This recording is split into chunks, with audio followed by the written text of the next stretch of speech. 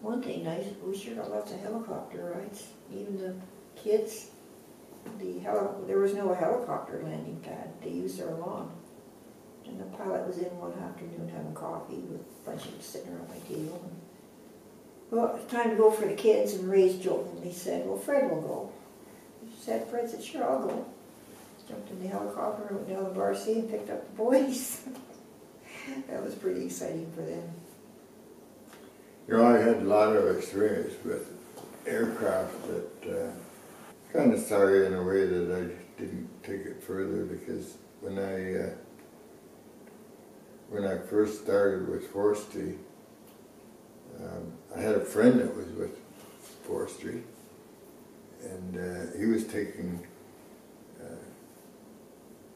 flying lessons, and he was still a ranger, but about the time I started, he quit, and he was over at Kananaskis, and when I found out that he was, he was taking lessons, I decided I'm going to do it too. So I went into, somehow a superintendent found out.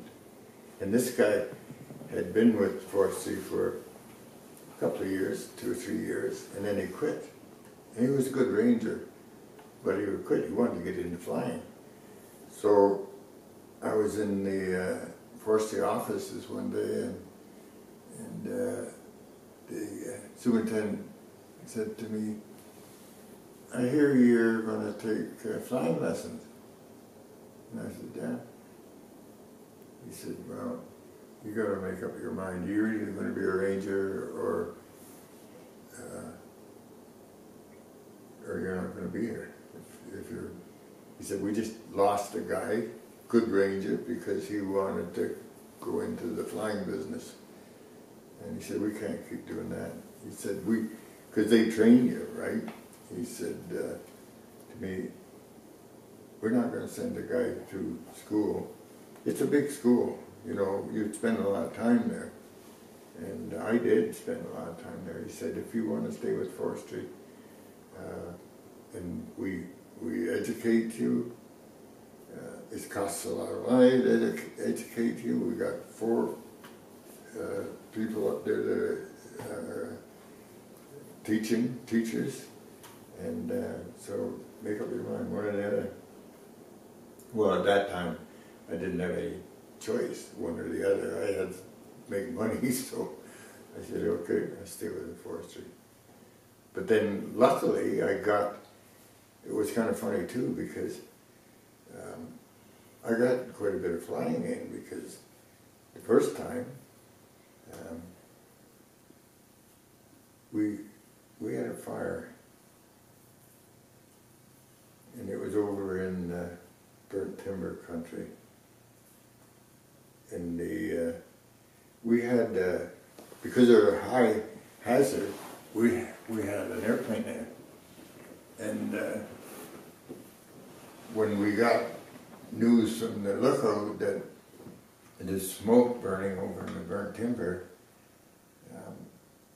we had to go over and have a look at it. So I drove, the pilot was at the house in the ranger station, or the airstrip. I drove him down there, and got down there. He said, "You're flying." He said, I flew all day yesterday and half the night." And he said, "I can't do it." He said, "I'm just out of it." He said, well, Margaret and the kids went down with us in the Jeep, and I haven't been flying, I don't know that. I'm not kidding, that thing. And so I got in the pilot side, and our airstrip was fenced off, both sides, so other people didn't get in there and stuff. So I get in and fired it up and started. It was a plane that, you had to get up a certain speed before the back end off the ground. So we were going down. He's kind of telling me what to do in that, and I had a pretty good idea what to do and get off the ground anyway, except he didn't want to go straight, he wanted to go like this, and that's no good because there's a fence on both sides. So I'm going back and forth. They're watching me going back and forth, but finally I got off the ground. Well, once I got off the ground, it was fine. But see, when you're those planes at that time, you use brake on the floor for the wheels, eh? So if you're going that way, you use this one and get it back so it's going straight down. And I'm going down like this. They're laughing, I guess.